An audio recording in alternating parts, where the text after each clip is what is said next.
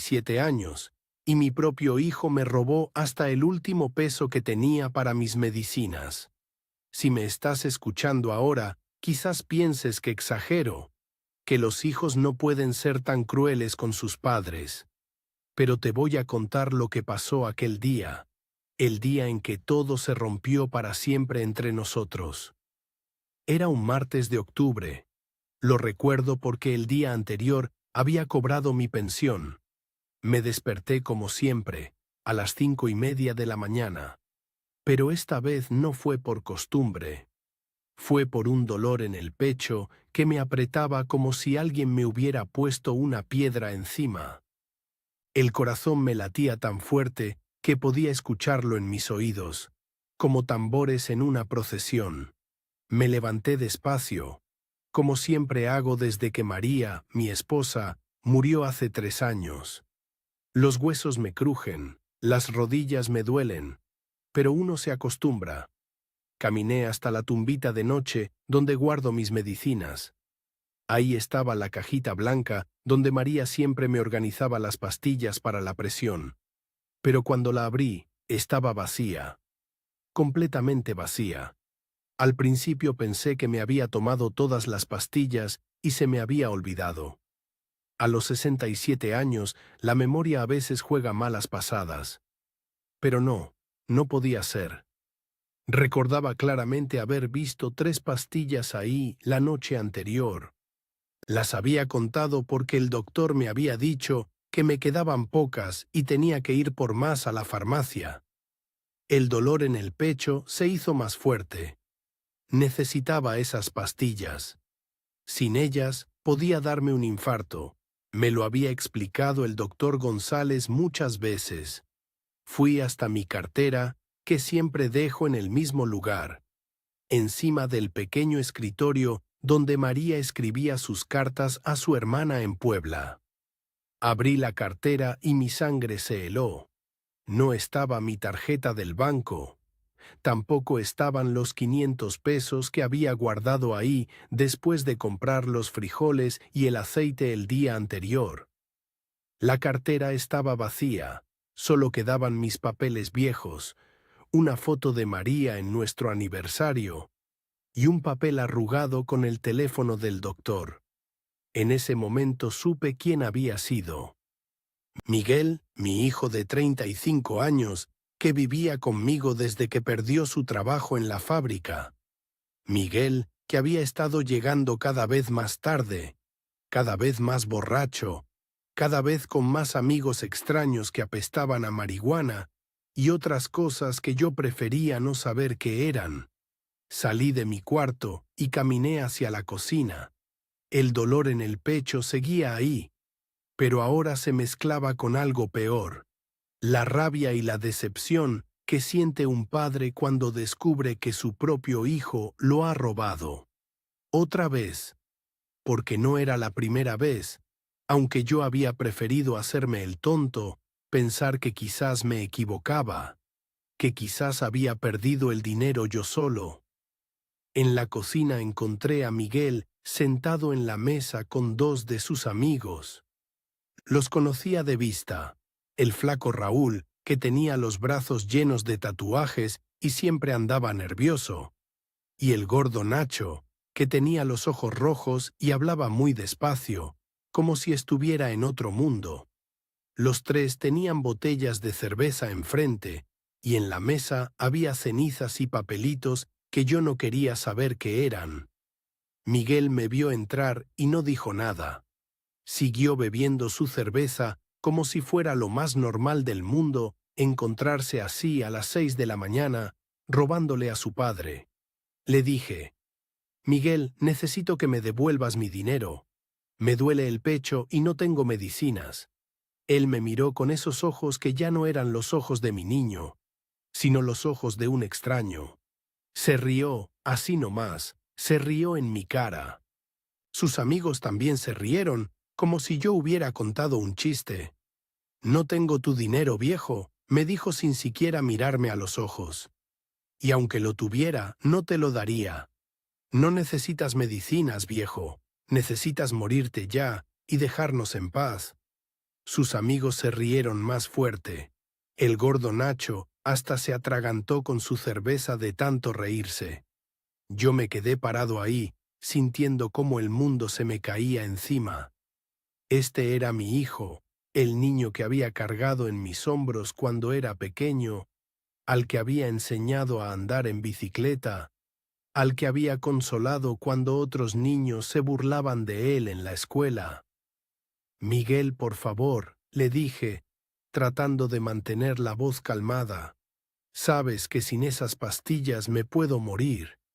Tu mamá siempre decía que teníamos que cuidarnos entre nosotros, que la familia... No me vengas con mamá, me interrumpió, y ahora sí me estaba gritando. Mamá ya está muerta, ¿no te has dado cuenta? Muerta. Y tú también deberías estarlo. Nada más estás aquí ocupando espacio, gastando dinero que podríamos usar para cosas importantes. ¿Cosas importantes?, le pregunté. ¿Como estas botellas? ¿Como esas drogas que traes a la casa de tu madre? Se levantó tan rápido que la silla se cayó hacia atrás. Sus amigos también se levantaron como si esperaran una pelea.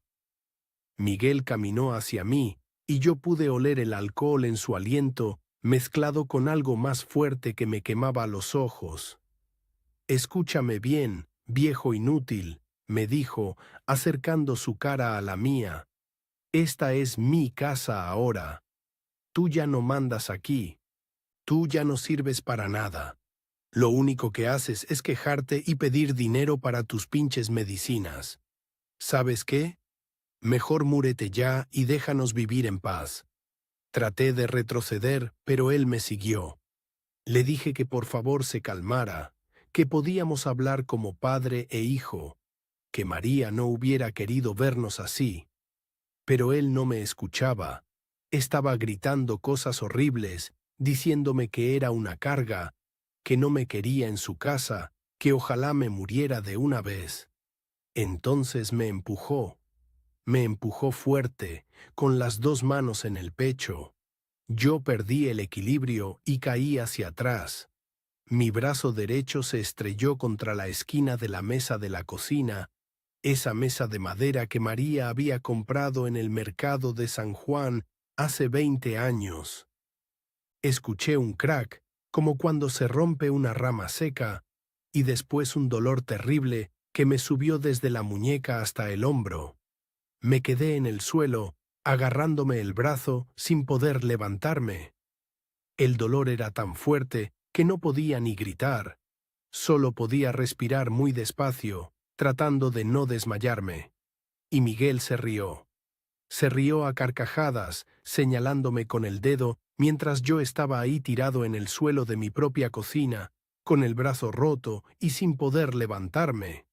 Sus amigos también se rieron, como si fuera lo más divertido que habían visto en su vida. Mira nomás, le dijo al flaco Raúl, el pinche viejo ya se cayó. Ahora sí se ve como lo que es, un estorbo. Traté de hablar, de pedirle que me ayudara a levantarme, que llamara a una ambulancia, que por favor recordara que yo era su padre. Pero él siguió riéndose. Se terminó su cerveza, agarró su chamarra y le dijo a sus amigos que se fueran, que ya no había nada que hacer ahí. Antes de irse, se acercó a donde yo estaba tirado y se agachó para hablarme al oído. Su voz ya no tenía nada de la rabia de antes. Ahora sonaba fría, como si estuviera hablando con un extraño en la calle. Me dijo, ahora sí te vas a morir, pinche viejo. ¿Y sabes qué? Me da mucho gusto. Por fin voy a poder vivir mi vida sin que estés jode y jode con tus medicinas y tus quejas. Ojalá te mueras antes de que regrese. Se levantó, se rió una vez más y se fue con sus amigos.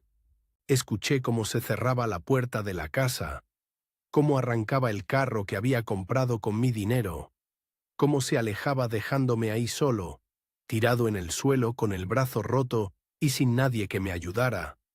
Me quedé así como una hora, quizás dos. El dolor del brazo era terrible, pero el dolor del corazón era peor. no el dolor físico del pecho, sino el dolor de saber que mi propio hijo, la persona que más había amado en este mundo después de María, me había empujado y se había reído de mi sufrimiento. Cuando finalmente logré levantarme, usando la silla como apoyo, fui hasta la ventana y vi que los vecinos estaban despertando. Doña Carmen estaba regando sus plantas, como todas las mañanas. Don Roberto estaba lavando su carro. La vida seguía normal para todo el mundo, mientras que para mí todo había cambiado para siempre. Fue en ese momento, parado en mi cocina con el brazo roto y sin un peso para mis medicinas, que decidí que algo tenía que cambiar. No podía seguir viviendo así. No podía seguir permitiendo que mi hijo me tratara como si fuera basura. María no hubiera querido esto para ninguno de los dos. Si me estás escuchando, quizás pienses que debería haber perdonado a Miguel, que los hijos a veces cometen errores, que las familias deben permanecer unidas sin importar nada. Pero déjame contarte el resto de la historia. Déjame explicarte por qué, después de ese día, decidí que ya no iba a permitir que nadie, ni siquiera mi propio hijo, me tratara como si no valiera nada. Doña Carmen fue quien me encontró. Había escuchado ruidos desde temprano, me dijo después, pero pensó que eran los trabajadores de la construcción que andaban por el barrio. Cuando ya no aguantó más, se asomó por la ventana y me vio sentado en el suelo de la cocina, recargado contra la pared, agarrándome el brazo. En el hospital, mientras esperábamos a que me enyesaran el brazo, doña Carmen se sentó a mi lado en esa silla de plástico azul que crujen cuando uno se mueve. Tenía las manos en su regazo, como siempre, y me miraba con esos ojos de abuela que ha visto mucho en la vida.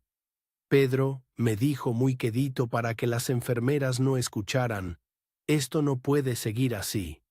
Ese muchacho te va a matar un día de estos. Yo no sabía qué decirle. ¿Cómo le explicas a alguien que tu propio hijo, la persona que criaste con amor, se ha convertido en tu peor enemigo? ¿Cómo admites que has fracasado tan completamente como padre? Le dije que Miguel no había sido siempre así, que cuando era niño era diferente, que incluso de joven había sido un buen muchacho. Doña Carmen asintió, pero siguió esperando a que le contara la verdad completa. Todo empezó cuando murió María, le expliqué. O tal vez empezó antes, pero yo no quise verlo hasta que ella ya no estuvo ahí para ayudarme a cargarlo entre los dos. María murió un viernes de noviembre, hace 3 años. Cáncer en los pulmones, aunque nunca había fumado un cigarro en su vida. Los doctores dijeron que a veces pasa así, que el cuerpo simplemente decide enfermarse sin razón. Miguel estaba trabajando entonces en la fábrica de cemento. Tenía un trabajo estable, una novia que se llamaba Leticia. Planes de casarse pronto. Cuando María se enfermó, Miguel parecía devastado. Lloraba en el hospital, traía flores, se quedaba despierto toda la noche cuidándola cuando yo ya no podía más. Pensé que esto lo iba a hacer madurar, que iba a entender lo importante que es la familia, lo frágil que es la vida. Pero después del funeral, algo cambió. Al principio pensé que era normal, que todos procesamos el dolor de manera diferente. Miguel dejó de ir a trabajar algunos días. Llegaba tarde, con los ojos rojos, diciendo que había estado bebiendo con los amigos para olvidar a su mamá. Yo lo entendía. También tenía ganas de emborracharme para no sentir el vacío que había dejado María. Su jefe de la fábrica lo mandó llamar varias veces. Le dijeron que entendían su dolor, pero que tenía que regresar al trabajo o iban a tener que despedirlo. Miguel me juraba que iba a arreglar las cosas, que solo necesitaba un poco más de tiempo para superar la muerte de su madre. Un día llegó a la casa gritando que los habían corrido del trabajo, que su jefe era un desgraciado que no tenía corazón, que todos en la fábrica eran unos envidiosos que habían estado esperando cualquier excusa para deshacerse de él. Yo traté de calmarlo, de sugerirle que fuera a disculparse, que explicara su situación. Pero él me gritó que yo no entendía nada, que no sabía lo que era perder el trabajo por culpa de otros. Leticia duró como 2 meses más. Venía a visitarlo, trataba de convencerlo de que buscara otro trabajo, de que dejara de beber tanto. Pero Miguel cada vez estaba más agresivo con ella. Le gritaba, la culpaba de presionarlo cuando él estaba sufriendo. Un día ella llegó llorando, me abrazó y me pidió perdón, pero dijo que ya no podía más, que Miguel ya no era el hombre del que se había enamorado. Después de que Leticia se fue, Miguel empeoró. Dejó de bañarse, de buscar trabajo, de salir de la casa para algo que no fuera comprar alcohol. Se levantaba al mediodía, se desayunaba con cerveza, se sentaba frente al televisor hasta que se quedaba dormido borracho en el sillón. Yo trataba de hablar con él. Le decía que entendía su dolor, que yo también extrañaba a su mamá todos los días, que ella no hubiera querido verlo así. Pero él me decía que yo no entendía nada, que él había perdido a la única persona que lo quería de verdad, que ahora solo le quedaba un viejo amargado que no hacía más que molestarlo. Los primeros robos fueron pequeños. Desaparecían 20 pesos de mi cartera, 50 pesos que yo había guardado para la luz. Cuando le preguntaba, él decía que no sabía nada, que tal vez yo los había perdido, que a mi edad era normal olvidar dónde ponía las cosas. Después empezó a traer amigos. Primero era solo el flaco Raúl, que había conocido en una cantina. Raúl era diferente a los amigos que Miguel había tenido antes. No trabajaba, siempre andaba pidiendo dinero prestado, tenía esa manera de hablar muy rápida y nerviosa que me hacía sentir incómodo. Un día llegué de hacer las compras y encontré a Miguel y a Raúl fumando algo que no era cigarro en el patio trasero. El olor era dulce y pesado, como hierba quemada pero diferente. Cuando me vieron, Raúl escondió lo que estaba fumando y Miguel me dijo que no fuera metiche, que lo que hicieran en su casa no era asunto mío. Le dije que esa seguía siendo mi casa, la casa que había compartido con su madre, y que no iba a permitir que se usaran drogas ahí. Miguel se rió y me dijo que era mi casa mientras yo pagara los gastos, pero que él vivía ahí y tenía derecho a hacer lo que quisiera. Empezó a desaparecer dinero más grande. Mi pensión completa se esfumó una vez. Miguel me juró que no había sido él, que tal vez me habían robado en la calle, que ya estaba muy viejo para andar cargando tanto dinero. Tuve que pedirle dinero prestado a doña Carmen para comer esa semana.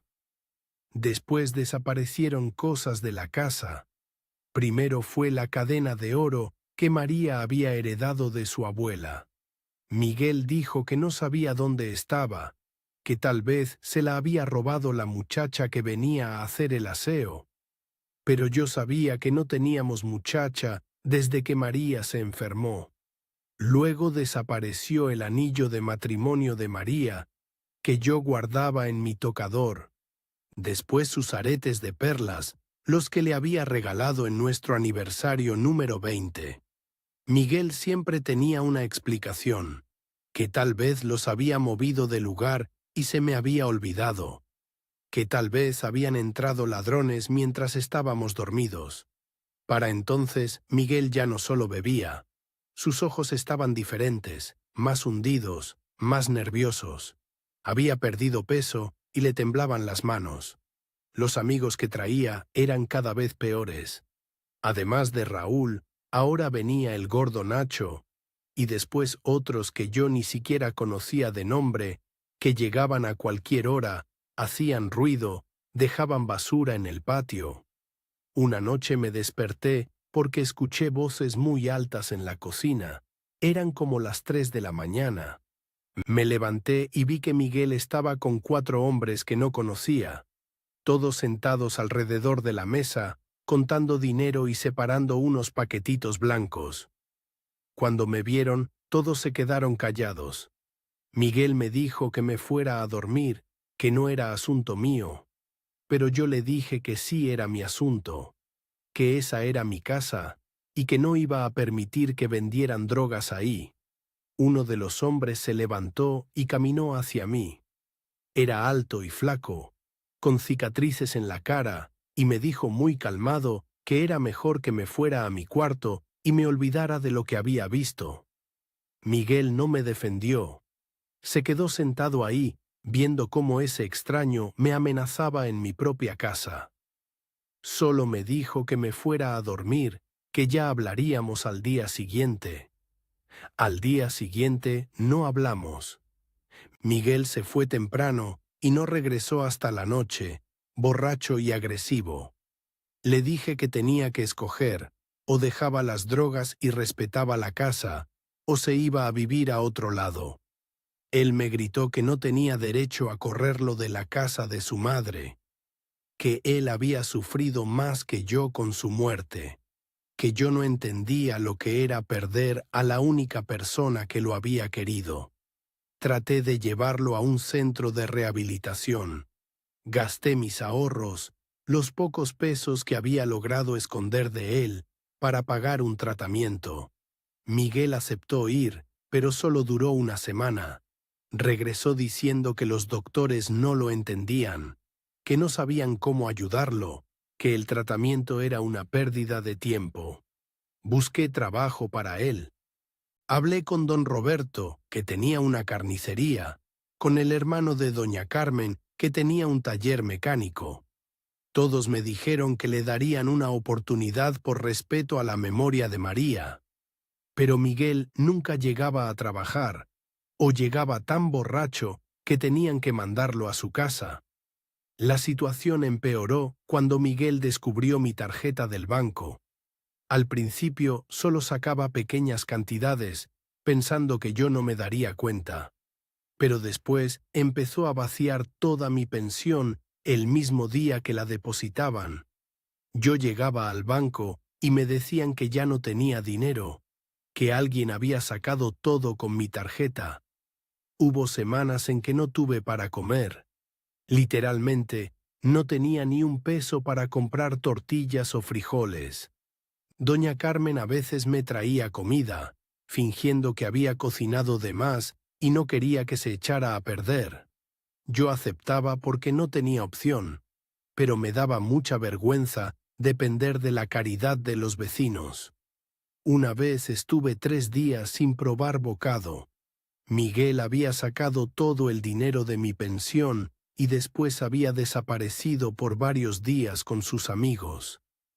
Yo me quedé en la casa, sintiéndome cada vez más débil, esperando a que regresara para pedirle que me diera aunque fueran 20 pesos para comprar algo de comer. Cuando finalmente llegó, traía una botella de tequila y estaba riéndose con Raúl de algo que había pasado en la cantina. Le dije que tenía 3 días sin comer, que por favor me diera dinero para ir a la tienda. Él me miró como si fuera un estorbo, como si le estuviera pidiendo algo que no merecía. Me dijo: «No es mi culpa que seas tan inútil que no puedes conseguir tu propia comida. Yo no soy tu papá». Le recordé que yo era su papá, que él era mi hijo, que habíamos estado unidos toda la vida hasta que su madre murió. Pero él siguió bebiendo y me dijo que si tenía hambre, que saliera a pedir limosna, que seguro la gente se compadecería de un viejo patético. Fue durante una de esas discusiones que se me ocurrió grabar lo que decía. María tenía un viejo aparato para grabar sus canciones favoritas de la radio, un pequeño reproductor de casetes con micrófono. Estaba guardado en su tocador junto con sus collares y sus cremas. Una noche, después de una discusión particularmente fea en la que Miguel me había gritado que ojalá me muriera para poder vivir en paz, fui al cuarto y saqué la grabadora. No sé exactamente por qué lo hice. Tal vez pensé que si él escuchaba cómo sonaba cuando me gritaba, se daría cuenta de lo cruel que estaba siendo. Empecé a grabar nuestras conversaciones, especialmente cuando él estaba borracho o drogado y decía cosas terribles. Tenía varias horas grabadas de Miguel diciéndome que era una carga, que ojalá me muriera, que no me quería en su casa, que era un viejo inútil que no servía para nada. Escuchar esas grabaciones me dolía, pero también me ayudaba a entender que esto no era normal, que ningún hijo debería tratarle así a su padre. Comencé a sentir que algo tenía que cambiar, que no podía seguir viviendo así para siempre. Doña Carmen me escuchó contar todo esto en el hospital, asintiendo de vez en cuando, pero sin interrumpirme. Cuando terminé, se quedó callada un rato largo, viendo a las enfermeras pasar por el pasillo. Finalmente me dijo: «Pedro, ese muchacho ya no es tu hijo. No sé qué se hizo el Miguel que conocimos, pero el que vive contigo ahora es otra persona. Y esa persona te va a matar si no haces algo pronto». Tenía razón. Mientras me ponían el yeso en el brazo, decidí que cuando saliera del hospital, las cosas iban a cambiar. Ya no iba a permitir que Miguel me tratara como basura. Ya no iba a esperar a que él cambiara por sí solo. Ya era hora de que tomara decisiones difíciles, aunque fueran las más dolorosas que había tomado en mi vida. Cuando salí del hospital con el brazo enyesado, doña Carmen me esperaba afuera con su hijo Roberto y don Joaquín, el cerrajero del barrio. No habíamos planeado nada, pero ella había decidido por mí lo que yo no tenía valor de decidir solo. Pedro me dijo mientras caminábamos hacia mi casa: «Vamos a cambiar las cerraduras ahora mismo, antes de que ese muchacho regrese». Yo sentía un nudo en el estómago. Era mi hijo, por más que me hubiera tratado mal. Cambiar los candados significaba cerrarlo fuera de la casa donde había crecido, donde su madre lo había criado. Pero cuando llegamos y vi la cocina todavía con manchas de sangre en el suelo, donde había caído con el brazo roto, supe que doña Carmen tenía razón. Don Joaquín trabajó rápido, cambió la cerradura de la puerta principal y la del patio trasero. Roberto instaló una cadena nueva en la puerta, de esas que te permiten abrir solo una rendijita para ver quién llama. Mientras ellos trabajaban, doña Carmen me ayudó a limpiar la cocina y a juntar todas las botellas vacías que Miguel había dejado regadas por la casa. Encontramos cosas que yo no sabía que tenía en mi propia casa. En el cuarto de Miguel había jeringas usadas, pequeñas bolsitas de plástico con residuos blancos, cucharas quemadas que apestaban a químicos. Doña Carmen las juntó todas en una bolsa de basura, sin decir palabra, pero vi en su cara la tristeza de entender qué tan grave había sido todo. Cuando terminamos, don Joaquín me dio las llaves nuevas. Eran brillantes, completamente diferentes a las viejas llaves que María y yo habíamos usado durante 20 años. Simbolizaban algo nuevo, algo que me daba miedo, pero que sabía que era necesario. Al día siguiente fuimos juntos a la delegación. Doña Carmen insistió en acompañarme porque sabía que yo solo no iba a tener valor. El oficial que nos atendió era un hombre joven, tal vez de la edad de Miguel, que me escuchó contar mi historia con paciencia. ¿Su hijo lo golpeó?, me preguntó, viendo el yeso en mi brazo. Le expliqué lo que había pasado, cómo Miguel me había empujado, cómo se había reído mientras yo estaba tirado en el suelo con el brazo roto, Le conté también sobre los robos, sobre las drogas, sobre las amenazas. El oficial escribía todo en su computadora, asintiendo de vez en cuando. ¿Tiene alguna evidencia de lo que me está contando?, me preguntó. Entonces recordé la grabadora de María. Le dije que tenía grabaciones de Miguel amenazándome, insultándome, diciéndome que ojalá me muriera. El oficial me pidió que trajera las grabaciones, que serían importantes para el caso. Cuando regresé a casa, busqué la grabadora en el tocador de María. Ahí estaban todas las casetes, ordenaditas como ella las había dejado. Las primeras eran sus canciones favoritas: Pedro Infante, Javier Solís, Amalia Mendoza. Pero las últimas eran las grabaciones que yo había hecho de Miguel durante los últimos meses. Puse una de las casetes y escuché otra vez la voz de mi hijo diciéndome que era un estorbo, que no me quería en su casa, que ojalá me muriera pronto para dejar de ser una carga. Era doloroso escucharlo, pero también me recordaba por qué había tomado esta decisión. Miguel regresó 3 días después. Yo estaba en la cocina preparando un caldo de pollo que doña Carmen me había enseñado a hacer cuando escuché que trataba de abrir la puerta principal. Intentó varias veces con su llave vieja y después comenzó a golpear la puerta. «¡Papá!», gritaba desde afuera. «¡Abre la puerta! ¿Qué pasa con la cerradura?». Su voz sonaba desesperada, pero no asustada. Sonaba enojada, como la de alguien que está acostumbrado a conseguir lo que quiere a gritos. Yo me quedé muy quieto en la cocina, sin hacer ruido. «Sé que estás ahí, viejo», siguió gritando. «Abre esta pinche puerta ahora mismo».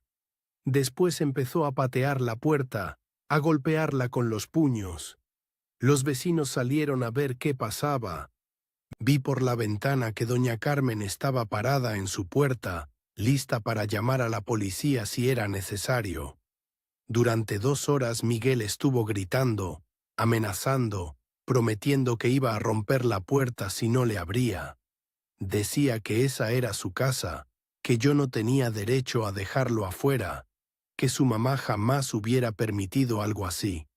Fue entonces que saqué la grabadora y puse una de las casetes donde él me decía que ojalá me muriera. Su propia voz llenó la cocina.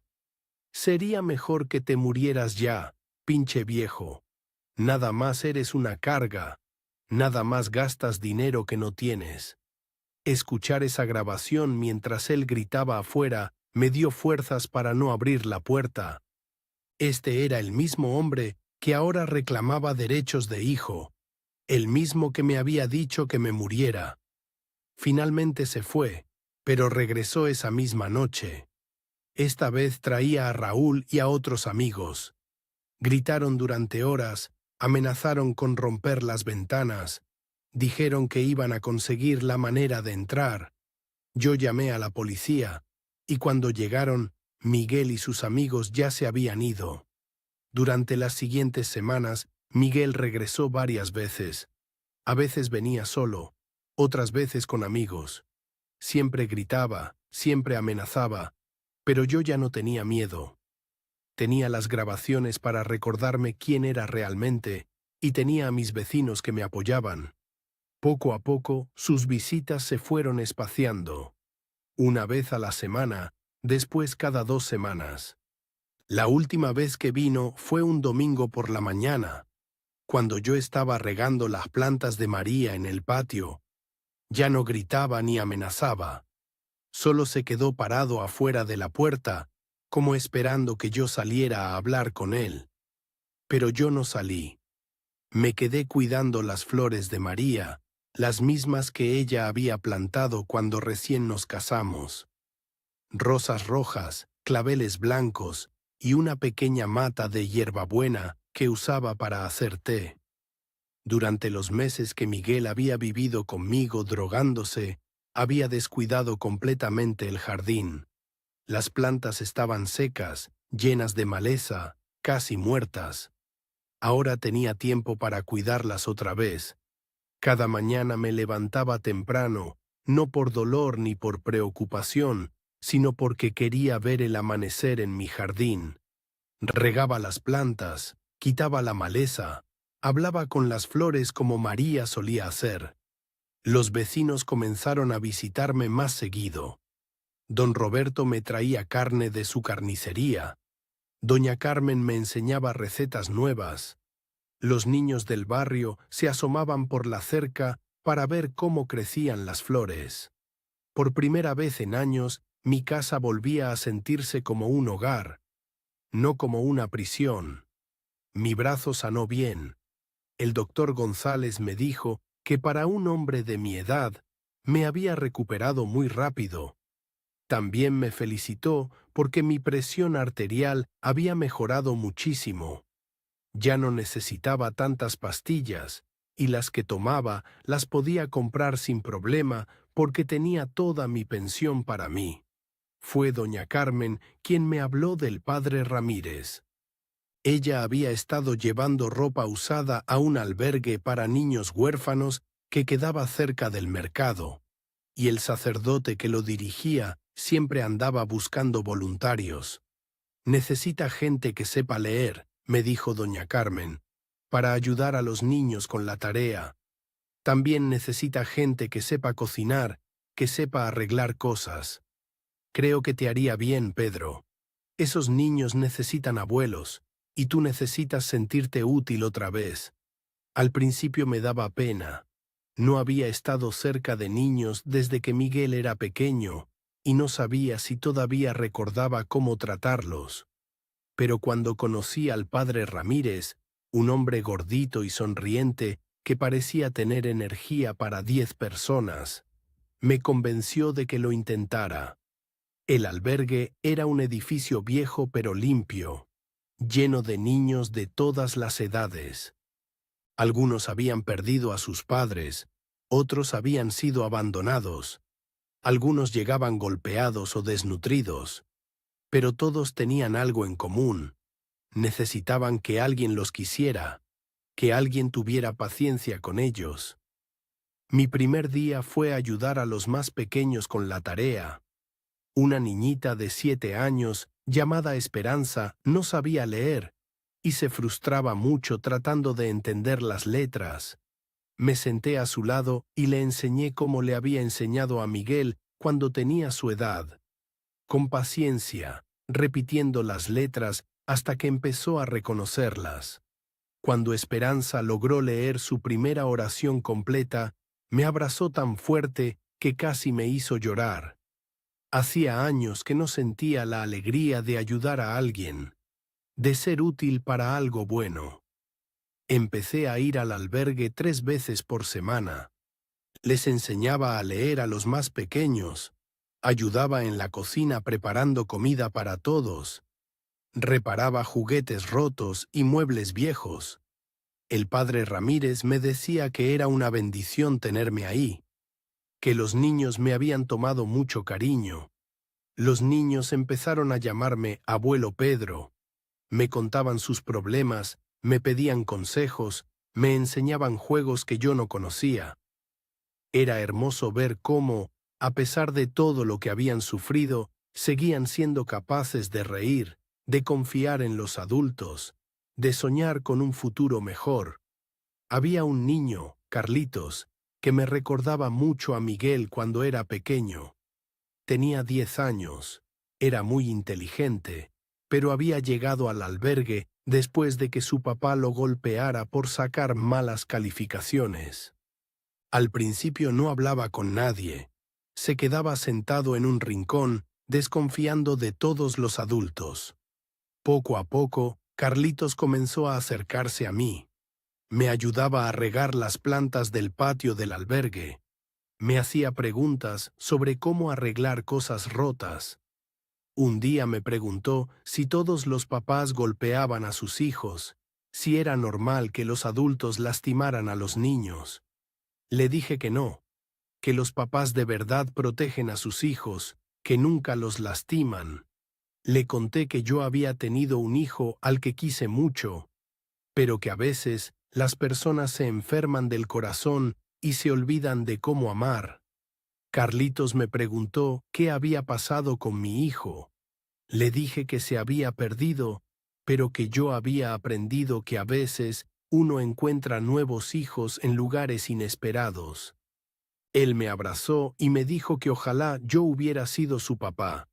Los domingos, cuando el albergue organizaba actividades especiales, yo llevaba mi guitarra vieja y les cantaba canciones que María me había enseñado. Los niños se sentaban en círculo y cantaban conmigo, inventando versos nuevos, riéndose cuando yo me equivocaba con las palabras. Fue durante uno de esos domingos felices que llegó el licenciado Morales. Era un abogado joven, bien vestido, que preguntó por mí en la recepción del albergue. El padre Ramírez vino a buscarme mientras yo estaba en el patio enseñándoles a los niños cómo plantar frijoles en macetas. El licenciado me dijo que necesitaba hablar conmigo sobre un asunto legal relacionado con mi hijo Miguel. Mi corazón comenzó a latir muy rápido. No sabía si era buena o mala noticia. Nos sentamos en la oficina del padre Ramírez y el abogado abrió una carpeta con muchos papeles. Me explicó que Miguel había sido arrestado 3 semanas atrás por robo a mano armada y por vender drogas cerca de una escuela primaria. Lo habían agarrado con las manos en la masa, tratando de venderle cocaína a unos estudiantes de secundaria. Se encuentra en la cárcel La Modelo, me dijo el licenciado. El juez le puso una fianza muy alta porque es reincidente y porque los delitos que cometió son graves. Si no puede pagar la fianza, va a estar en prisión hasta su juicio, que podría ser dentro de varios meses. Le pregunté por qué me estaba contando todo esto. El abogado me explicó que Miguel había dado mi nombre como su contacto de emergencia y que tenía derecho a saber que su hijo estaba preso. ¿Él me está pidiendo ayuda?, le pregunté. Todavía no, me dijo el licenciado. Pero es probable que lo haga pronto. La fianza es de 50,000 pesos y él no tiene esa cantidad de dinero. Probablemente va a pedirle que venda su casa o que saque un préstamo para ayudarlo. Me quedé callado un rato largo, procesando la información. Miguel estaba preso, solo, probablemente asustado. A pesar de todo lo que me había hecho, seguía siendo mi hijo. Una parte de mí sentía pena por él, ganas de ayudarlo como siempre había hecho. Pero después recordé mi brazo roto. Recordé las semanas sin comer. Recordé su risa cuando me empujó al suelo. Recordé también a Esperanza aprendiendo a leer, a Carlitos preguntándome sobre los papás que no lastiman, a todos los niños del albergue que me necesitaban. Le dije al licenciado que lo pensaría, pero en el fondo ya sabía cuál iba a ser mi respuesta. Durante los siguientes días, mientras ayudaba a los niños con sus tareas y cuidaba el jardín de María, reflexioné mucho sobre lo que significaba ser padre, sobre cuándo la ayuda se convierte en complicidad, sobre cuándo el amor se convierte en debilidad. Una semana después, el licenciado Morales me volvió a buscar. Esta vez llegó directamente a mi casa, en la tarde, cuando yo estaba podando las rosas de María. Su hijo quiere verlo, me dijo. Ha estado preguntando por usted todos los días. Dice que necesita hablarle urgentemente, que es un asunto de vida o muerte. Le dije que si Miguel quería hablar conmigo, podía escribirme una carta, pero que no iba a visitarlo a la cárcel y que no iba a pagar su fianza. El abogado pareció sorprendido. Me dijo que entendía que hubiera problemas familiares, pero que Miguel era mi hijo, mi única familia, y que tal vez esta experiencia en la cárcel lo había hecho reflexionar sobre sus errores. Le conté entonces todo lo que había pasado: los robos, las drogas, las amenazas, el día que me rompió el brazo. Le mostré las grabaciones donde Miguel me decía que ojalá me muriera. El licenciado escuchó todo con atención y al final asintió con comprensión. Entiendo su posición, don Pedro, me dijo. Pero quiero que sepa que su hijo dice que ha cambiado, que ahora entiende el daño que le hizo. Tal vez sería bueno que le diera una oportunidad de disculparse. Le dije que durante 3 años le había dado oportunidades a Miguel, que había gastado mis ahorros tratando de ayudarlo, que había aguantado humillaciones esperando a que cambiara, pero que ya no tenía más oportunidades que dar. Esa noche, sentado en mi cocina mientras cenaba el guisado que había aprendido a cocinar, pensé mucho en Miguel. Me imaginé cómo estaría en la cárcel, si tendría frío, si tendría hambre, si estaría arrepentido de verdad o solo asustado por las consecuencias de sus actos. Pero después pensé en Esperanza, en Carlitos, en todos los niños del albergue que habían sufrido por culpa de adultos que no supieron cuidarlos. Pensé en María, en lo orgullosa que estaría de verme ayudar a esos niños en lugar de seguir siendo víctima de nuestro propio hijo. Tomé la grabadora de María y puse una de las casetes donde Miguel me decía que era un estorbo, que no me quería en su casa. Su voz llenó la cocina silenciosa. Ojalá te mueras ya, pinche viejo. Serías más útil muerto que vivo. Esas palabras me recordaron por qué había tomado la decisión de cerrarle la puerta. Miguel había tenido años para cambiar, años para buscar ayuda, años para tratarme con respeto. Pero había elegido las drogas, había elegido robar, había elegido convertirse en una persona que ya no reconocía como mi hijo. Al día siguiente, llamé al licenciado Morales y le dije que no iba a ayudar a Miguel con la fianza, que no iba a visitarlo y que no quería que me volviera a contactar sobre este asunto. Le pedí que le dijera a Miguel que había tomado su decisión y que ahora él tendría que enfrentar las consecuencias de sus actos como el hombre adulto que era.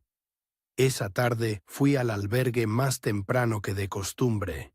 Los niños corrieron a abrazarme cuando me vieron llegar, como siempre hacían. Esperanza me enseñó un dibujo que había hecho de los dos leyendo juntos, y Carlitos me pidió que le enseñara a arreglar una bicicleta que se había roto. Mientras trabajaba con las pequeñas manos de Carlitos arreglando la cadena de la bicicleta, entendí que había tomado la decisión correcta. Estos niños merecían mi tiempo, mi cariño, mi paciencia. Ellos no me habían elegido, pero yo sí los había elegido a ellos, y ellos a mí. Miguel tendría que aprender, como había aprendido yo, que las decisiones tienen consecuencias, y que a veces esas consecuencias no se pueden evitar con lágrimas ni con promesas de cambio. 3 años pasaron como un suspiro tranquilo. 3 años en los que mi casa volvió a oler a comida casera y no a alcohol rancio. 3 años en los que el jardín de María floreció otra vez, lleno de colores que parecían sonreírme cada mañana cuando salía a regarlas con el sol apenas asomándose. Los niños del albergue habían crecido. Esperanza ya leía libros completos, historias de princesas y dragones que me pedía que le comprara cada vez que íbamos juntos al mercado. Carlitos había aprendido a arreglar no solo bicicletas, sino también radios viejos, juguetes rotos, cualquier cosa que tuviera tuercas y tornillos. Me decía que cuando fuera grande quería tener un taller, como el que yo nunca tuve, pero siempre soñé. Había otros niños nuevos también. La pequeña Ana, que había llegado hace 6 meses después de que su abuela muriera y no quedara nadie más para cuidarla. El gordito Ramón, que tenía apenas 5 años, pero ya sabía cocinar mejor que muchos adultos porque había tenido que cuidar a sus hermanos menores antes de llegar al albergue. Todos ellos me llamaban Abuelo Pedro, y yo me había acostumbrado tanto a ese nombre que a veces se me olvidaba que había existido un tiempo en que solo tenía un hijo que me gritaba y me robaba. Mi brazo había sanado completamente. Ya no me dolía ni cuando llovía, como me había advertido el doctor González que podría pasar. Mi presión estaba perfecta, mi corazón latía fuerte y parejo, y por primera vez en años me levantaba cada mañana con ganas de vivir el día que tenía enfrente. Doña Carmen decía que me veía más joven, que tenía los ojos más brillantes. Don Roberto bromeaba que seguramente había encontrado una novia secreta, porque andaba muy contento y siempre estaba silbando mientras cuidaba las plantas. Yo me reía y les decía que mi novia eran los niños del albergue, que ellos me mantenían enamorado de la vida. Los domingos había empezado una tradición nueva. Después de misa, invitaba a algunos de los niños más grandes a comer a mi casa. Les enseñaba a cocinar los platillos que María me había enseñado: mole poblano, chiles en nogada, pozole rojo como le gustaba a ella. Ellos me ayudaban a picar cebolla, a moler chiles, a revolver las ollas mientras les contaba historias de cuando yo era niño, cuando México era diferente y las familias se sentaban todas juntas a la mesa. Era un domingo de marzo, después de uno de esos almuerzos llenos de risas y platos sucios, cuando sonó el teléfono. Esperanza y Carlitos estaban ayudándome a lavar los trastes, salpicando agua por toda la cocina e inventando canciones tontas sobre los platos bailarines, cuando el timbre del teléfono viejo cortó nuestras carcajadas. Al principio pensé que era doña Carmen, que a veces llamaba los domingos para preguntarme si necesitaba algo del mercado. O tal vez el padre Ramírez, que ocasionalmente me hablaba para preguntarme si podía quedarme unas horas extra cuando alguna de las cuidadoras no podía ir a trabajar. Pero cuando contesté, la voz que escuché del otro lado me heló la sangre. Era una voz que no había oído en 3 años, pero que reconocí inmediatamente. Una voz más ronca, más quebrada, pero inconfundiblemente suya. «Papá», dijo la voz, y era como si hubiera regresado a aquella mañana cuando me empujó y me rompió el brazo. «Papá, soy yo, soy Miguel». Me quedé callado, agarrando el teléfono con tanta fuerza que me dolieron los nudillos. Los niños siguieron jugando en la cocina, ajenos a la tormenta que se había desatado en mi pecho con solo escuchar esa palabra. Papá. Una palabra que no había escuchado en 3 años. Una palabra que me dolía más de lo que esperaba. Papá, por favor no cuelgues, siguió diciendo Miguel, y ahora podía escuchar que estaba llorando. Por favor, necesito hablar contigo. Te he estado extrañando tanto, papá. Tanto. Su voz sonaba diferente, más suave, más vulnerable. Ya no tenía esa agresividad que recordaba de nuestras últimas conversaciones, esa manera de hablar como si el mundo entero le debiera algo. Ahora sonaba como un niño asustado.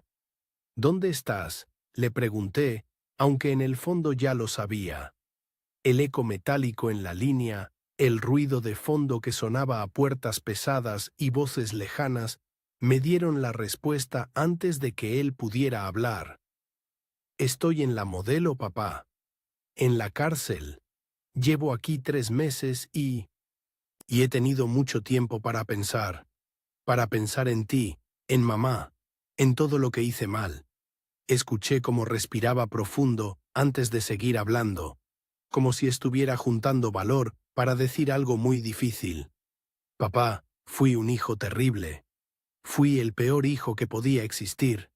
Te robé, te falté al respeto, te lastimé cuando lo único que habías hecho siempre era amarme y cuidarme. Cuando te empujé y te rompí el brazo, Cuando me reí mientras estabas ahí en el suelo, papá, no sé qué me pasó, no sé en qué me había convertido. Carlitos se acercó a mí, preocupado porque vio que había dejado de sonreír. Me tiró de la camisa y me preguntó si estaba bien. Yo le hice una señal para que siguiera jugando, pero él se quedó cerca, como hacen los niños cuando sienten que algo importante está pasando. He estado limpio 3 meses, papá, siguió diciendo Miguel. 3 meses sin drogas, sin alcohol. Aquí hay un programa, terapias, y he estado yendo a todas. He aprendido muchas cosas sobre mí mismo, sobre lo que me llevó a lastimarte tanto. Y te juro por la memoria de mi mamá, que he cambiado. Te juro que ya no soy la misma persona que te hizo tanto daño. Su voz se quebró completamente cuando mencionó a María. Lo escuché sollozar del otro lado de la línea, un llanto profundo que me recordó a cuando era pequeño y venía corriendo a que lo consolara después de que otros niños se burlaran de él en la escuela. Papá, necesito pedirte perdón. Necesito que sepas que me arrepiento de cada cosa horrible que te dije, de cada peso que te robé, de cada día que te hice sufrir. Tú no merecías nada de eso. Tú solo merecías amor y respeto, y yo te di lo contrario. Una parte de mí quería colgar el teléfono. Una parte de mí recordaba perfectamente su risa cuando me empujó, sus palabras diciéndome que ojalá me muriera pronto. Pero otra parte, esa parte que había sido padre durante 35 años antes de que todo se volviera una pesadilla, esa parte se conmovía escuchando a mi hijo llorar. Miguel, le dije finalmente, ¿qué quieres de mí? Hubo un silencio largo. Después su voz sonó aún más pequeña, más desesperada. Papá, estoy en problemas muy grandes. Me acusaron de robo a mano armada y de vender drogas cerca de una escuela. Sé que es terrible, sé que hice cosas imperdonables, pero papá, me van a dar 15 años de cárcel si no consigo un buen abogado. Mi corazón se aceleró. 15 años. Mi hijo, por más que me hubiera lastimado, iba a pasar 15 años de su vida en la cárcel. La fianza son 50,000 pesos, papá. 50,000 pesos para poder salir mientras espero el juicio, para poder conseguir un abogado que me defienda bien.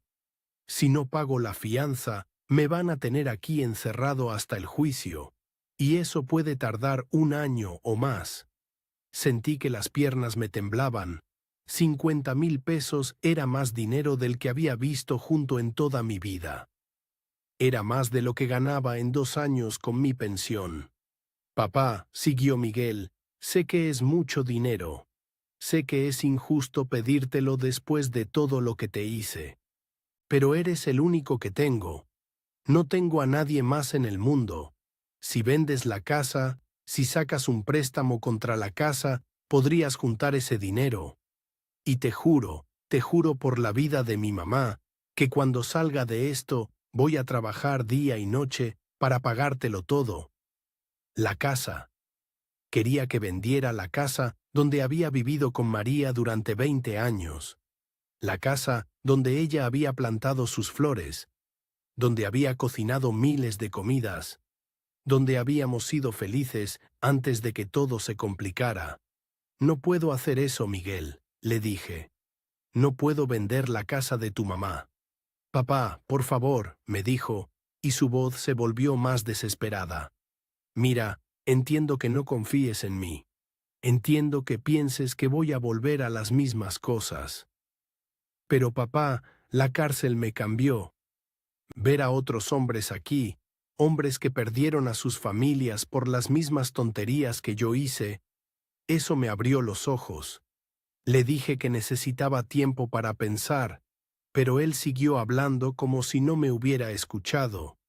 Aquí hay un hombre que se llama Don Aurelio, papá. Tiene 70 años y lleva 10 en la cárcel porque mató a alguien manejando borracho.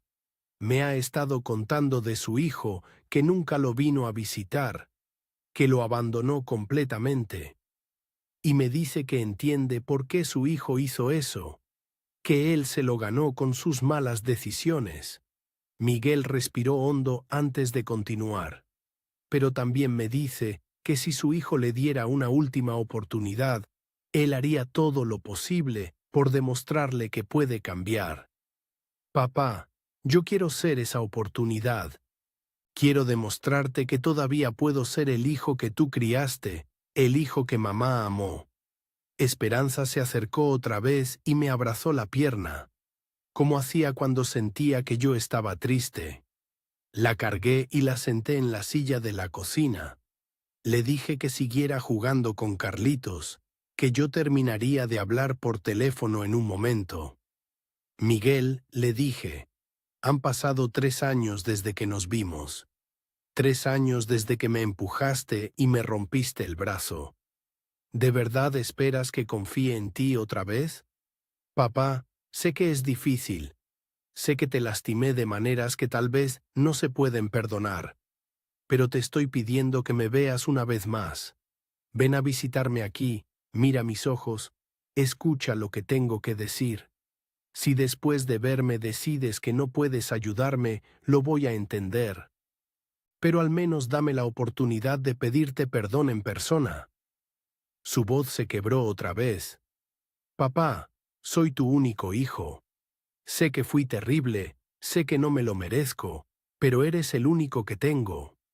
Si tú no me ayudas, voy a pasar los mejores años de mi vida en la cárcel.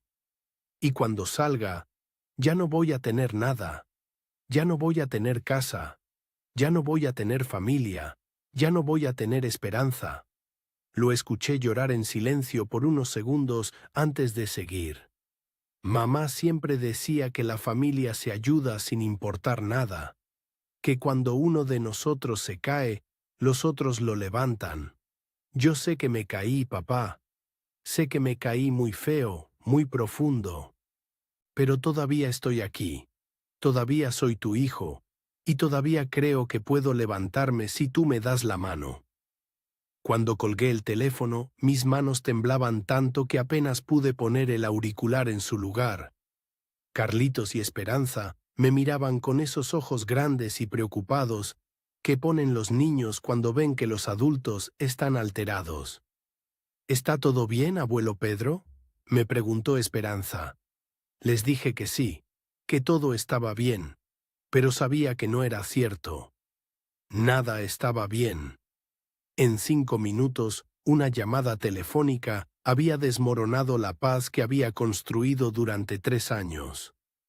Mi hijo estaba en la cárcel, enfrentando 15 años de prisión, pidiéndome que vendiera la casa de María para salvarlo. Esa noche, después de llevar a los niños de regreso al albergue, me senté en la cocina con una taza de café que se fue enfriando mientras yo pensaba. En mi mente se peleaban 2 voces diferentes, una que me recordaba cómo Miguel me había tratado, cómo se había reído de mi sufrimiento, cómo me había robado hasta la dignidad. Otra que me recordaba sus primeros pasos, sus primeras palabras, la manera en que corría hacia mí cuando llegaba del trabajo, gritando «¡Papá!», con los bracitos abiertos. ¿Cuál de esos 2 Migueles era real? ¿El niño que había amado con todo mi corazón? ¿O el hombre que me había empujado y se había reído mientras yo estaba tirado en el suelo con el brazo roto? Me levanté y fui al cuarto de María. Ahí seguía su tocador, con sus cremas, sus collares y la vieja grabadora donde yo había estado guardando las casetes durante todos estos años. Las últimas casetes tenían las grabaciones de Miguel insultándome, amenazándome, diciéndome que ojalá me muriera. Las primeras tenían sus canciones favoritas, las que escuchaba mientras se peinaba en las mañanas. Tomé una de las casetes con las grabaciones de Miguel y la puse en la grabadora. Su voz llenó el cuarto silencioso. «No necesitas medicinas, viejo. Necesitas morirte ya y dejarnos en paz. Después su risa, esa risa cruel que había escuchado mientras me dolía el brazo roto. Pero después tomé la fotografía de María que tenía en el tocador. Era de nuestro aniversario número 20, cuando habíamos ido a comer a un restaurante elegante en el centro. Ella tenía puesto su vestido azul favorito, el que guardaba para ocasiones especiales, y los aretes de perlas que yo le había regalado. En la foto estábamos abrazados, sonriendo como si el mundo entero fuera nuestro. María siempre había creído en las segundas oportunidades. Cuando Miguel era adolescente y había empezado a llegar tarde a casa, a sacar malas calificaciones, ella siempre encontraba razones para defenderlo. Es parte de crecer, me decía, ya se le va a pasar. Cuando lo habían expulsado de la escuela por pelearse con un compañero, ella había ido a suplicarle al director que le diera otra oportunidad. ¿Qué hubiera hecho María si estuviera viva? ¿Hubiera vendido la casa para sacar a Miguel de la cárcel? ¿O hubiera entendido, como yo, que a veces ayudar a alguien significa dejar que enfrente las consecuencias de sus decisiones? Esa noche no pude dormir. Me quedé despierto hasta que el sol empezó a salir, pensando en Miguel llorando al teléfono, pensando en María sonriéndome desde la fotografía, pensando en los niños del albergue que me necesitaban, pensando en la casa llena de recuerdos que él quería que vendiera. Al día siguiente llamé al albergue y les dije que no iba a poder ir. Necesitaba tiempo para pensar, tiempo para tomar una decisión que sabía que cambiaría mi vida para siempre. Doña Carmen vino a visitarme por la tarde, preocupada porque don Roberto la había visto muy pensativo desde temprano. Le conté de la llamada de Miguel, de su petición, de mi conflicto interno. Ella me escuchó sin interrumpir, asintiendo de vez en cuando pero sin juzgar. Pedro, me dijo cuando terminé de hablar, ¿tú crees que Miguel ha cambiado de verdad? Le dije que no lo sabía, que sonaba diferente, más arrepentido, pero que también había sonado arrepentido otras veces y después había vuelto a lo mismo. ¿Y si es cierto que cambió?, me preguntó. ¿Y si esta vez es diferente y tú no le das la oportunidad? No lo sé, doña Carmen, le dije. No sé si tengo derecho a arriesgar la casa de María. No sé si tengo derecho a arriesgar mi futuro por alguien que me trató como me trató Miguel. Ella se quedó callada un rato, viendo las plantas del jardín que estaban floreciendo hermosas bajo el sol de la tarde. ¿Sabes qué creo, Pedro?, me dijo finalmente. Creo que necesitas verlo. Necesitas mirarlo a los ojos y decidir por ti mismo si es el mismo hombre que te lastimó o si es realmente tu hijo pidiendo ayuda. Tenía razón.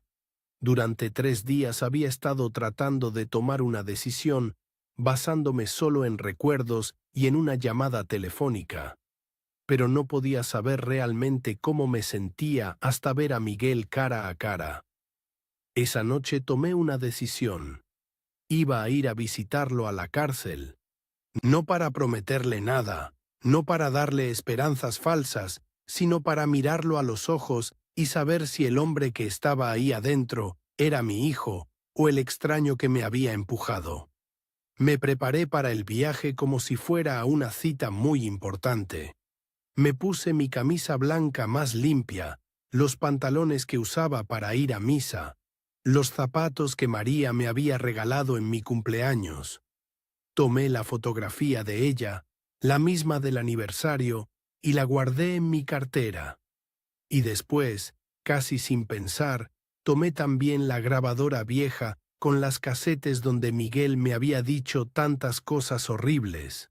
No sabía exactamente por qué la llevaba, pero algo me decía que la iba a necesitar. El camión que iba hacia la Modelo salía temprano en la mañana. Mientras veía pasar los edificios por la ventana, Pensé en todos los domingos que había pasado con los niños del albergue, en todas las tardes regando las plantas de María, en todos los días felices que había tenido durante estos 3 años de paz. Si decidía ayudar a Miguel, todo eso podría cambiar. Tendría que vender la casa, buscar otro lugar donde vivir, usar todos mis ahorros en abogados y fianzas. Y no tenía garantía de que Miguel hubiera cambiado realmente.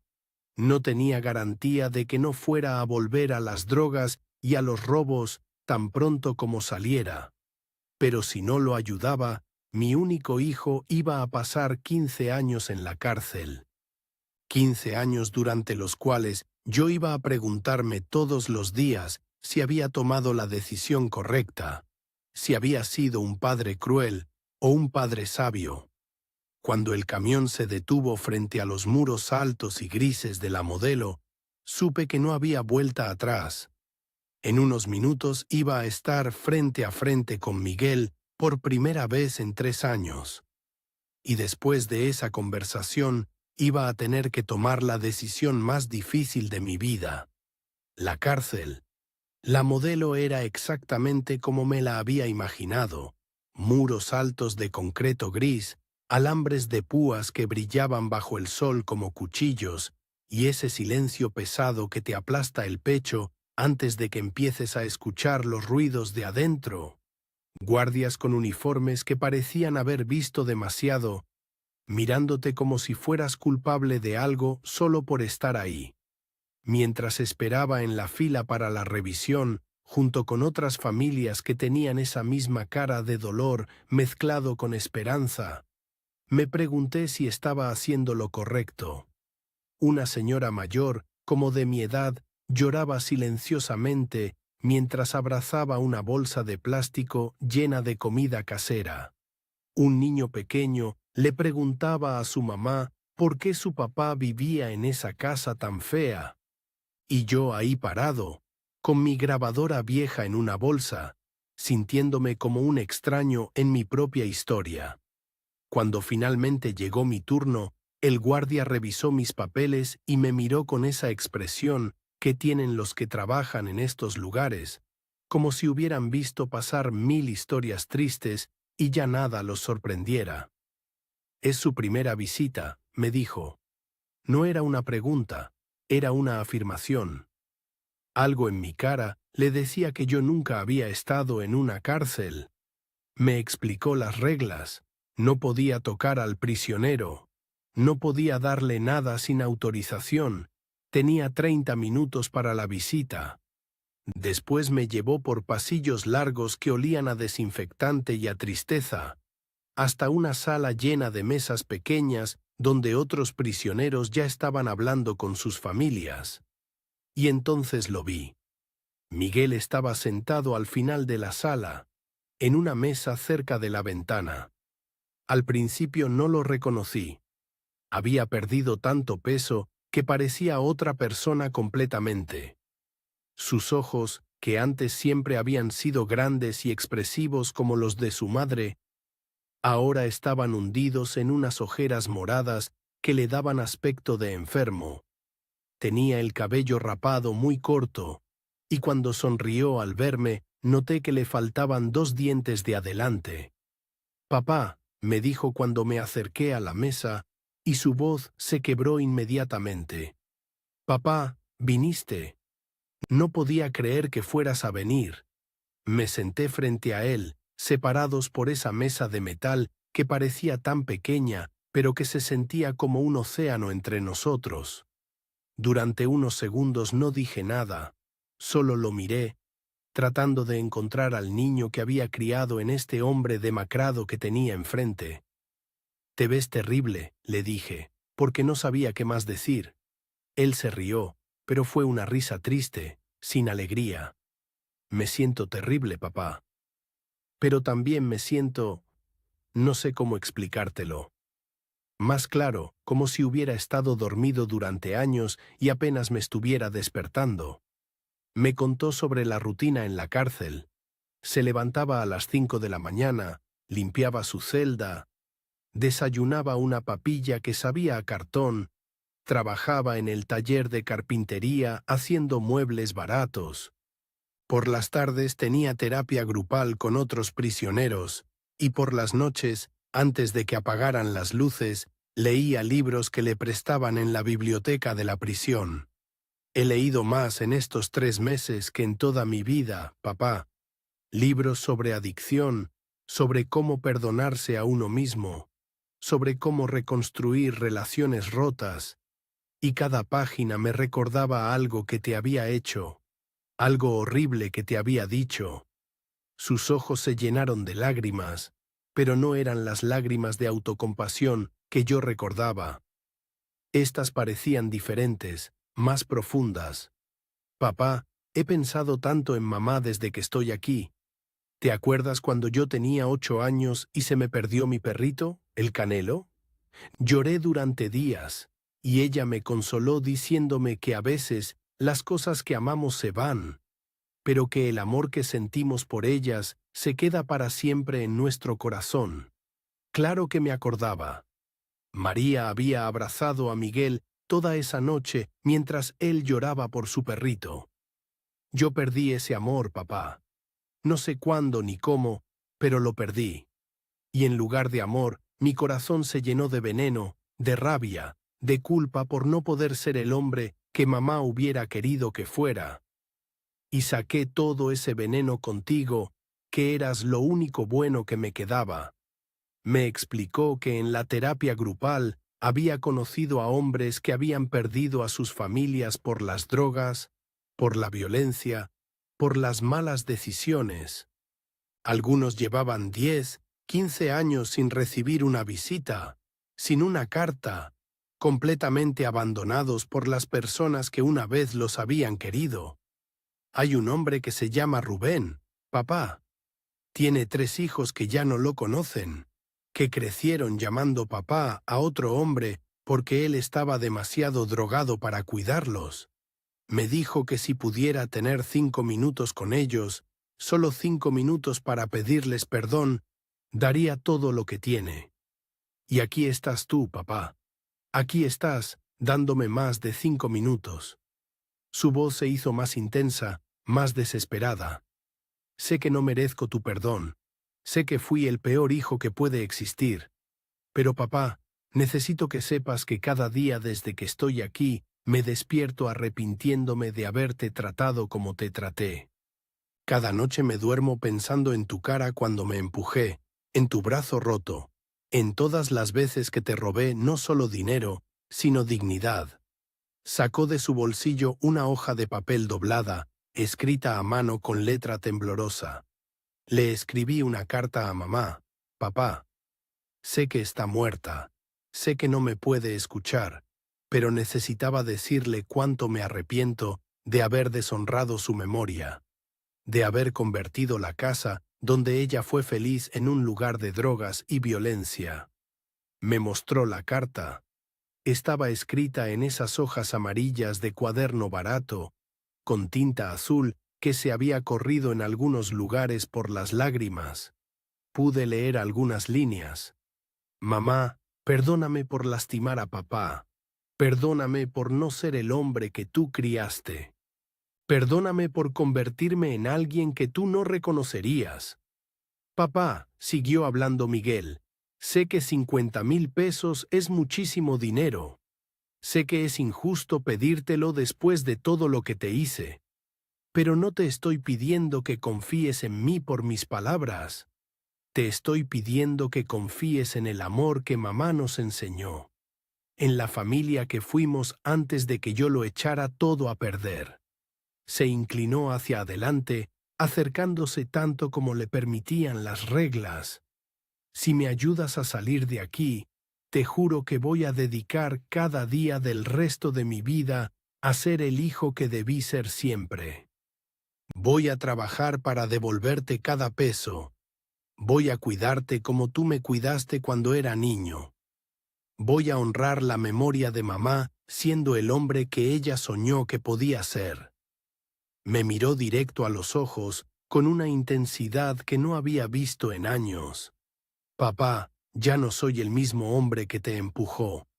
La cárcel me quitó las drogas del cuerpo, pero más importante, me quitó la rabia del corazón.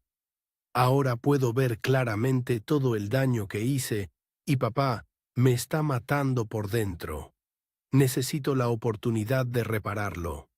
Durante todos esos minutos que Miguel había estado hablando, yo había permanecido callado, solo escuchándolo, observando sus gestos, tratando de distinguir si esto era real o solo otra actuación desesperada. Sonaba sincero, se veía arrepentido, pero ya había escuchado palabras similares antes. Miguel, le dije finalmente, te escucho hablar y una parte de mí quiere creerte. Una parte de mí quiere pensar que realmente has cambiado, que esta experiencia te convirtió en el hombre que tu madre quería que fueras. Su cara se iluminó con esperanza. Pero también me acuerdo de otras conversaciones que tuvimos, continué. Conversaciones donde me prometiste que ibas a cambiar, donde me juraste que ibas a dejar las drogas, donde me aseguraste que me ibas a respetar. La esperanza en sus ojos comenzó a apagarse. ¿Te acuerdas de esas conversaciones, Miguel? Él asintió lentamente, con la cabeza baja. Me acuerdo, papá. Y sé que es natural que no me creas. Sé que rompí tu confianza tantas veces que ya no tengo derecho a pedírtela otra vez. Saqué mi bolsa y puse la grabadora vieja de María sobre la mesa. Miguel la miró con confusión. ¿Qué es eso, papá? Es algo que tu madre usaba para grabar sus canciones favoritas, le dije.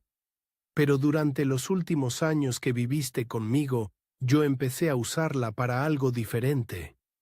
Abrí la grabadora y puse una de las casetes. El sonido llenó el espacio entre nosotros, y inmediatamente Miguel reconoció su propia voz saliendo de la pequeña bocina. No necesitas medicinas, viejo. Necesitas morirte ya y dejarnos en paz. La cara de Miguel se puso completamente pálida. En la grabación se escuchaba su risa, esa risa cruel que había acompañado mi caída cuando me rompió el brazo. Papá, susurró, ¿grabaste eso? Seguí reproduciendo. Ahora se escuchaba la voz de Miguel diciendo, ojalá te mueras antes de que regrese. Y después, ahora sí te vas a morir, pinche viejo. ¿Y sabes qué? Me da mucho gusto. Miguel tenía las manos sobre la cara, como si no pudiera soportar escuchar su propia voz diciéndome esas cosas horribles. Papá, para, por favor. Ya no quiero escucharlo. Pero yo no paré la grabación. Dejé que siguiera, que llenara toda la sala de visitas con sus palabras de odio. Otras familias voltearon a mirar, preguntándose qué estaba pasando en nuestra mesa. ¿Reconoces esa voz, Miguel? Le pregunté. ¿Reconoces a la persona que está hablando ahí? Él seguía con las manos en la cara, llorando. Soy yo, papá. Soy yo diciendo cosas horribles. Pero ya no soy esa persona, te lo juro. Paré la grabadora y la cerré. Miguel, le dije, durante 3 años he estado escuchando estas grabaciones. Cada vez que me sentía débil, cada vez que pensaba en perdonarte y abrirte la puerta otra vez, ponía estas casetes para recordar exactamente quién eres cuando nadie te está viendo. Él levantó la cara y me miró con los ojos llenos de lágrimas. Papá, esa persona que habla ahí, esa no soy yo. Esa era la droga, era la desesperación, era... No, Miguel, lo interrumpí. Esa eres tú.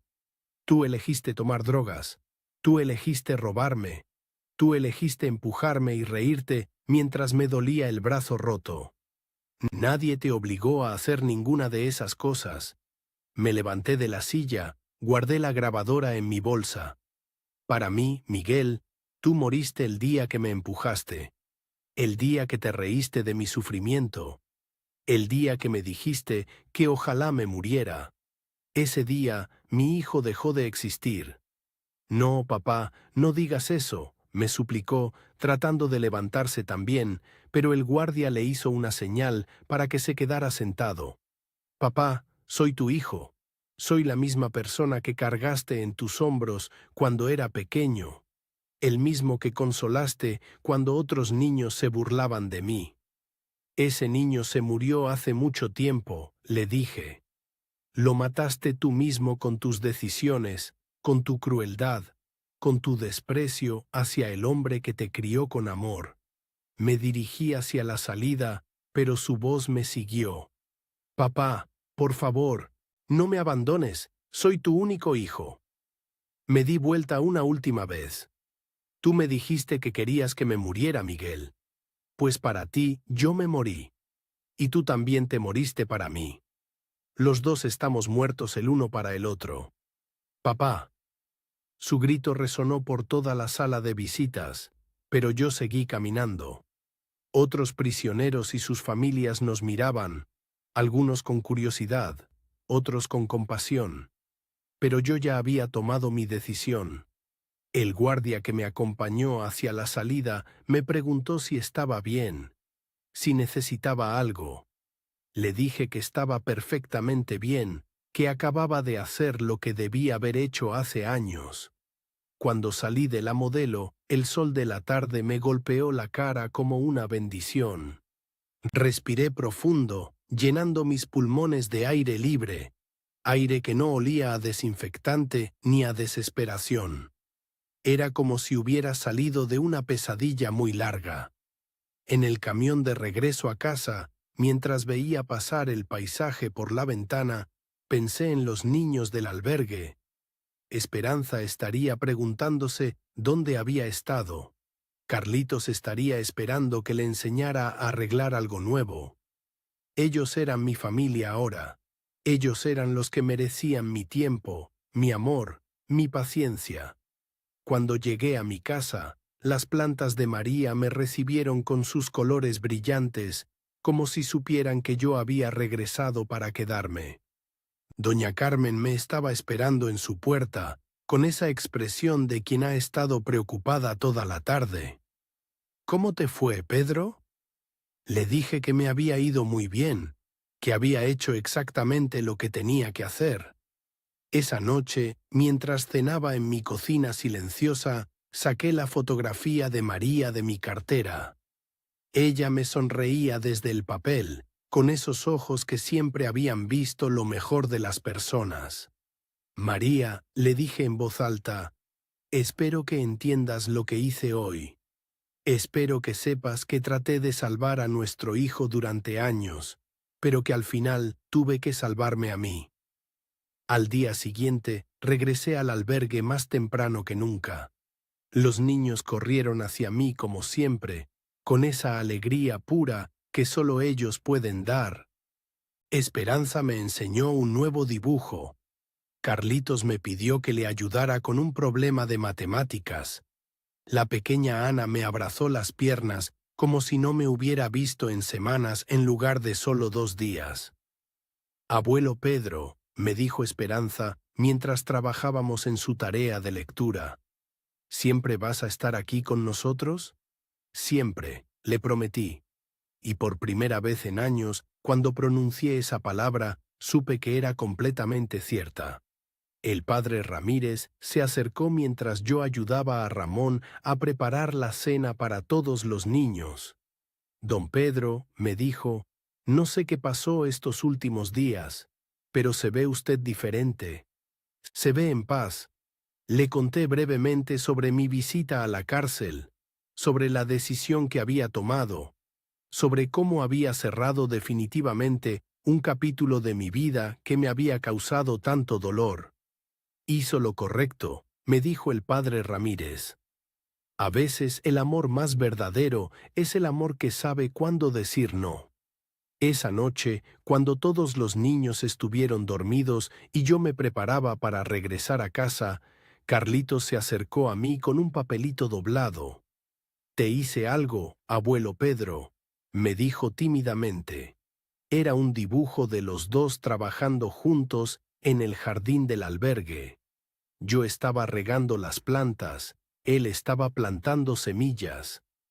En la parte de arriba había escrito con su letra chueca: mi abuelo Pedro, el mejor papá del mundo. Cuando llegué a casa esa noche, guardé el dibujo de Carlitos junto con la fotografía de María en mi tocador. Eran los dos tesoros que realmente importaban: el recuerdo del amor verdadero que había conocido y la promesa del amor que estaba construyendo con mi nueva familia. Puse las casetes con las grabaciones de Miguel en una caja vieja, junto con algunos de sus juguetes de la infancia que María había guardado. Las metí en el armario, no para olvidarlas, sino como recordatorio de que había elegido el perdón para mí mismo, pero que el perdón no significa permitir que te lastimen otra vez. Miguel pasaría sus 15 años en la cárcel.